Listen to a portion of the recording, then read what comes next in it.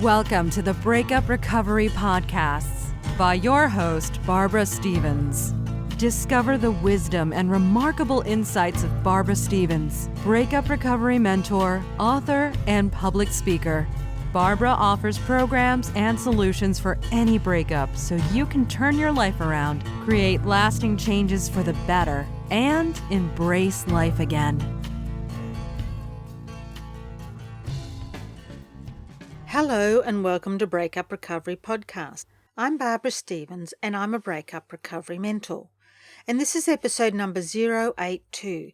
Can you be friends with your ex after a breakup? No matter how you want to look at your breakup, it is a loss. It is a loss of your partner, someone that you thought you would be together with forever. It's a loss of a lifestyle you had become accustomed to. It's a loss of a future you had assumed you would have. It is possibly a loss of your home, a place that you felt comfortable in. But now, due to the relationship breakup, this home is no more. Just like any loss that you have experienced in the past, a breakup is no different. There are stages that you go through. There is the denial stage, and this is when you are denying that the breakup happened. You tell yourself that maybe they will change their mind. Maybe they haven't thought this through, and sooner or later they will realize what mistake they have made and realize that they need or want you in their life, and then they come back and the life as you knew it resumes. After denial soon comes feelings of anger, resentment, depression, and anxiety, where your life is turned upside down. You start to worry about your future. What is it going to look like? If you are going to be able to cope, things like that. This stage often gets you down, and it all seems too much to think about, and you have no idea how you are going to get through all the things that need to be done. It's all too much. And finally, after quite a bit of time, comes acceptance and insight that the breakup has in fact happened. There is no happy ending with this person you thought you were going to spend the rest of your life with. They aren't coming back. Things are changing. You are single now, and now you have to figure out what to do next, what steps you have to take, and what direction you want your life to go in. Which brings me to this question I would like you to ask yourself. Would the recovery of your breakup be more bearable if you remain friends with your ex after the breakup? It's a question not everyone asks themselves after their breakups, but it is a very good question if you are in pain and anguish and finding it difficult to get over the breakup. It's one worth considering and one we will explore further in this podcast. Because there are so many variables to breakups, so many different reasons why people break up, often the breakup process and even the divorce process pits both sides against each other.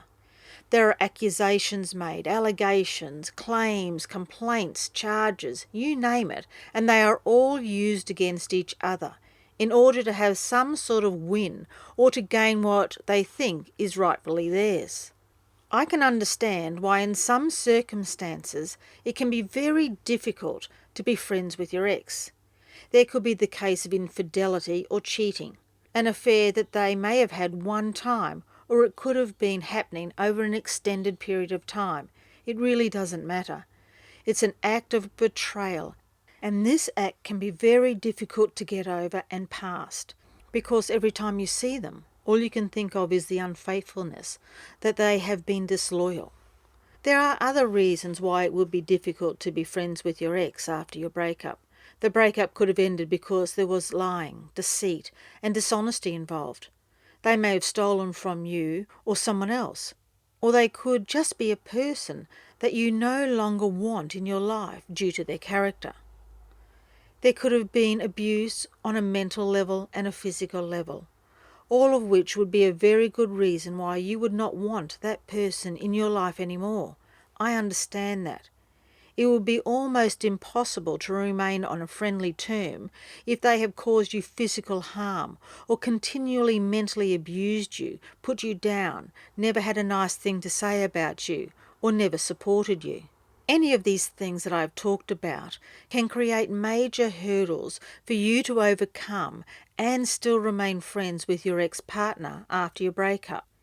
It can be very difficult to see past any wrongdoings that they have done.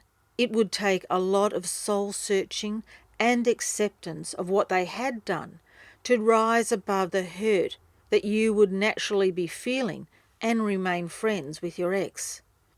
I would take my hat off to anyone who could do that, who could see past any indiscretions and wrongdoings that I've talked about and maintained a friendship. It has been done, but in normal circumstances, no one would expect you to be friends with them. It's normal to not want anything to do with them. It's over. It's done. You never want to go back to that situation again. However, take the situations I've previously talked about, the abuse, the infidelity, the stealing, things like that, out of the equation. The situations where no one would expect or possibly want you to remain friends with your ex after your breakup. And soon we will explore other circumstances where it is preferable to remain friends with your ex after your breakup. And I will talk more in depth about those a bit later on. How do you maintain a relationship with an ex, and why you should maintain one are as complex as, say, blended families. In the perfect world, you would simply break up with your ex and never have to see, think about, or deal with them again. But we don't live in a perfect world, and there are so many circumstances that don't allow for this pipe dream to become a reality. One of the most common reasons why we need to be able to at least communicate in a pleasant manner is the fact that you have to co-parent with your ex. You have to put your feelings aside for the sake of the children so that co-parenting can exist. It can be so stressful to maintain those feelings of hostility and anger and co-parent at the same time. But co-parenting would be a lot easier if you are able to make your peace, put your feelings aside, and become friends with your ex, if only for things relating to the children. I think we all know at least one breakup horror story where both parents seem to strive to make the other's parental time with their children uncomfortable, interrupted, and full of hurdles. I've talked with experts about co-parenting in other episodes of Breakup Recovery podcast and explored the reasons why it is preferable to get along, if only for the parenting side of things. I can only try and understand how difficult it can be having to communicate with your ex about the children's schedules, wants, needs in a friendly manner, whilst you are battling them in the courts trying to get child maintenance payments through, the property settlement completed, so at least you know where you and the children are going to be living and what schedules have to be granted by the courts, etc. It can be terribly draining and frustrating having to talk to them in a civil manner when all they do is swap and change their schedule to suit their needs and never accommodate you when you have to change things around. The challenges of raising children are difficult enough, and especially harder if your ex-partner is not on the same page as you when it comes to the style of parenting, for example. If there are different rules in each of the homes, this can lead to confusion for the children, and I could go on and on about the benefits of remaining friends with your children's other parent, because there are many milestones that will come up that will be celebrated as a family. And if you are in constant battle with your ex and the friendship is just not happening, then the tension will carry over to any event that you may both have to attend. The children, as they grow, will be more aware of this, and the worst case scenario will be that someone will have to miss out. It will be just too uncomfortable for everybody to have both parents at the events. So for this reason alone, it is better to be friends with your ex after you break up. So putting the parental reasons to one side, there are other motives why it would be beneficial to remain friends. Say, for instance, you have mutual friends that neither of you want to give these friendships up after your breakup. Then you might have to consider that you have to at least be friendly when you all get together. There could be parties, gatherings, get-togethers, celebrations and events that you'll be invited to, as well as your ex-partner, because you have these friends in common. To make it easier on you and the guests and the friends who are also attending these events, it would be better if you at least were on speaking terms. There is nothing worse than your argument becoming the entertainment, or worse still, for future get-togethers, the hosts have to choose who to invite and who not to invite. So if you want to keep the mutual friends you already have, I believe it would be a good idea to be friends with your ex. Another reason it would be best to remain friends with your ex is if you have the same work environment. If you both have the same place of work, it could be hard to avoid each other. It is possible that you both need your jobs. We all need the money our jobs provide so we can afford the lifestyle that we want. You could ask for a transfer if that is an option, or look for a new job that is not anywhere near your existing one. But that takes time, and in the meantime, your ex is at your workplace, so it would be better to be friends. Breakups often leave you feeling angry and hurt with your ex. In a perfect world, you would be able to overcome your anger, your bitterness and hurt. But in the real world, it's not that easy. Also, staying friends after a breakup, separation or a divorce might not be exactly like your other friendships, the ones that you have with your girlfriends, your work colleagues, your sporting teammates. There is a history there, an intimate relationship once shared that is so different to your other friendships. And now you have to navigate from the intimate friendship to one that has never been charted before. It's one that will take work and communication. One that you will get wrong at times because there is no manual for these situations. Staying friends after a divorce or a breakup or a separation will certainly be something that will take time. There are, however, some guidelines you may want to follow so that this transition will be a bit easier.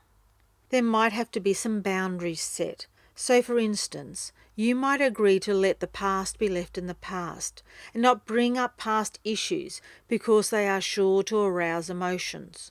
If you can agree to begin this new phase of your friendship by drawing a line in the imaginary sand of time, and from now on only deal with the issues in the present and the future, and not rehash old problems and issues, it could be a way forward.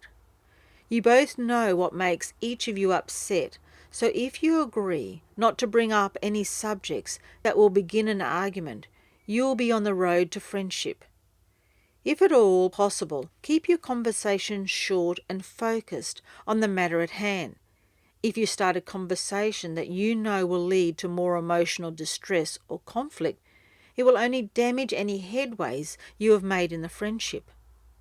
If you are co-parenting, the following might be of benefit to you. Be clear about your plans. Communicate all the details so that you both understand what is going on and where and why.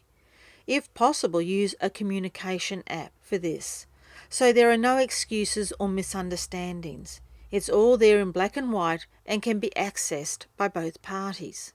There would need to be some agreed guidelines in place for you when you both start dating again. Being open about what is okay and not okay in any new relationship would take the awkwardness out of any situation when it presents itself. So things like, when do you tell the other person? When do you tell the children? All these things need to be spoken about so that arguments are not brought about because you were both not clear on your points of view on this subject. Some compromises will have to be taken from both parties, but learn to pick your battles and let some things slide. Resist the urge to call them names behind their backs, in front of the children or their friends. It always gets back to the other person, resulting in yet another confrontation.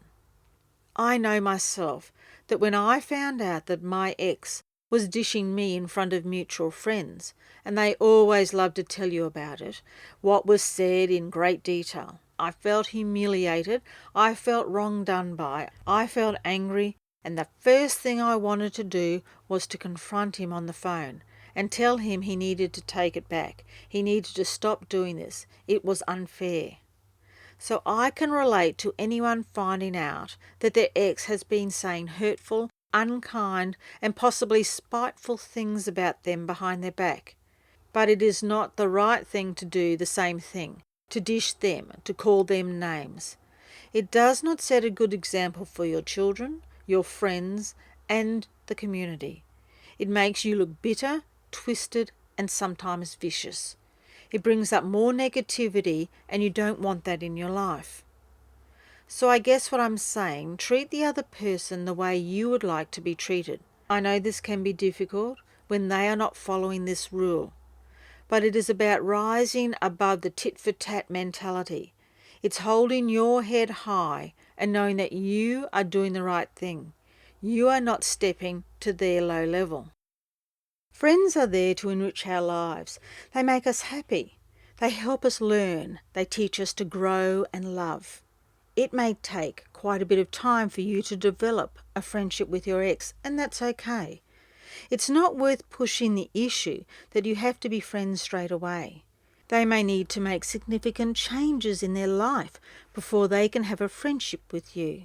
But so long as you can say that you have tried your hardest, you have extended the hand of friendship in a genuine way, then that is all you can do. I hope that you have got something from this episode. Can you be friends with your ex after a breakup? Whether it has sparked a question, a query, or a better understanding of whether you can be friends with your ex after your breakup. But if you are still struggling to get over your breakup and feel that you need some assistance and would possibly like to work with me one-on-one, then contact me via my website barbarastevens.com.au or message me on my Facebook page, Barbara Stevens Breakup Recovery Mentor. If you found some value from this episode and know someone who would also find Breakup Recovery podcast useful, then please share the podcast with them. All the episodes are on my website, iTunes, Stitcher, and iHeartRadio. Many listeners have asked how can they help support the podcast, and Patreon is one way to help. So if you think this show is worth, say, $1 every month, and you can afford that amount, and I am grateful for any amount of money because every little bit helps, why not head over to my Patreon page and take a look?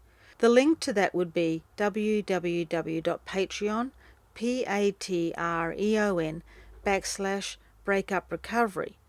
No contribution is too small, and I appreciate your support so that I can improve Breakup Recovery podcast. If you have any questions or suggestions, or just want to email me, then all my details are on my website, barbarastevens.com.au. Thank you for listening to this episode, and the last thing I'd like to say is, be gentle on yourself. You deserve happiness. If you would like to hear previous Breakup Recovery podcasts, visit barbarastevens.com.au. Connect with Barbara Stevens on social media with Barbara Stevens Breakup Recovery Mentor on Facebook and at You'll Be Okay on Twitter. Read further blogs, view webinar replays, and download your free ebook, 3 Easy Steps to Surviving Your Breakup, and much more at barbarastevens.com.au.